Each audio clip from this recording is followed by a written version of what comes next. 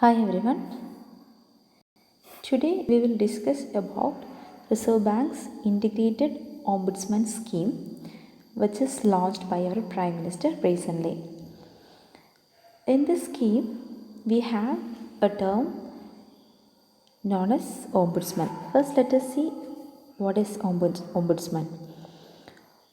Ombudsman is a person appointed by the RBI to solve the complaints by the customers. Okay, so we are the customers, and if we have any complaints regarding the three areas, mainly banking, NBFC and digital transaction, then we can file a complaint with ombudsman who will be appointed by the RBI. Okay, so I told you there are three areas where we can file a complaint with the ombudsman.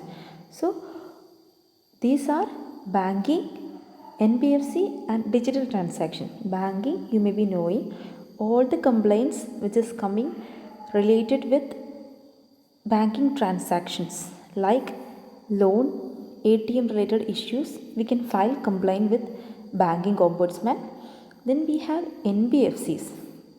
NBFCs means non-banking financial companies which are actually not banks because they does not have a banking license but are financial companies.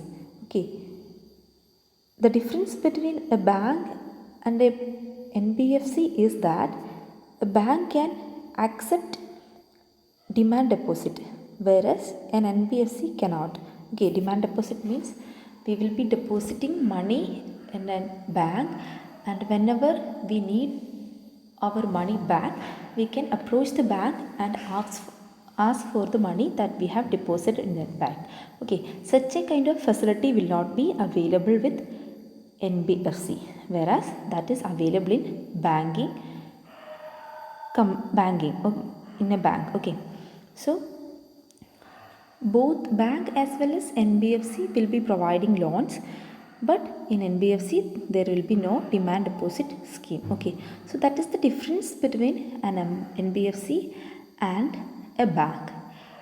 For example, you may be knowing about the IL&FS crisis. Actually, IL&FS is an NBFC. Okay, this is a non-banking financial company. Non-banking financial company, actually it's a company registered under Company Act. Okay, this came into being with an amendment of the RBI Act of 1996, but this is registered under Company Act. Okay, so this is a company.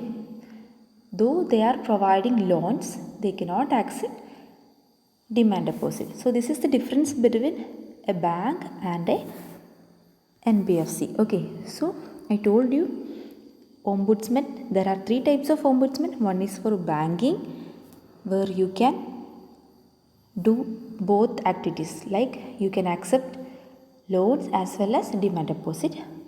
And second one is NBFC ombudsman, where you can get loans only, there is no demand deposit available in the NBFC.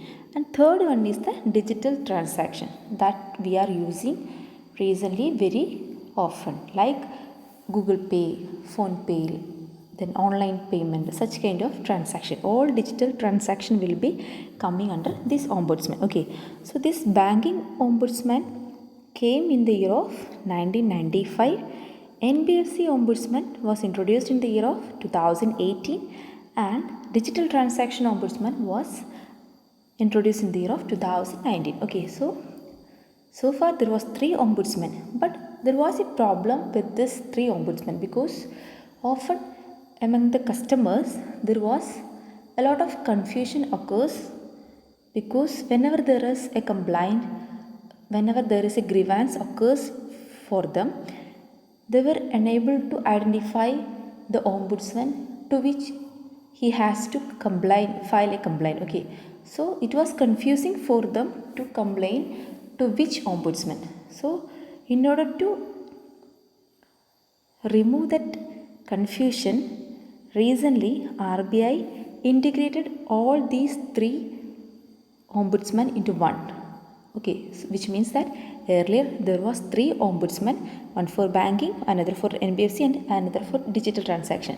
Now there is only one ombudsman in the country, which will be coming under one nation one ombudsman scheme. Okay, so we have only one ombudsman in the country to which we can complain, we can file all kinds of complaint. Okay, so they will be having a single portal, single email, and also a toll free number, and we can file a complaint to the ombudsman through our online, even by using our mobile phones. Okay, so this is the new scheme introduced by the RBI, because earlier there was 3 ombudsmen, which often led to a lot of confusion among the customers, but now they have integrated all these 3 ombudsmen into one, and now we have one nation one ombudsman, and it will be easy for the customers to to file the complaints with the ombudsman. So this is regarding the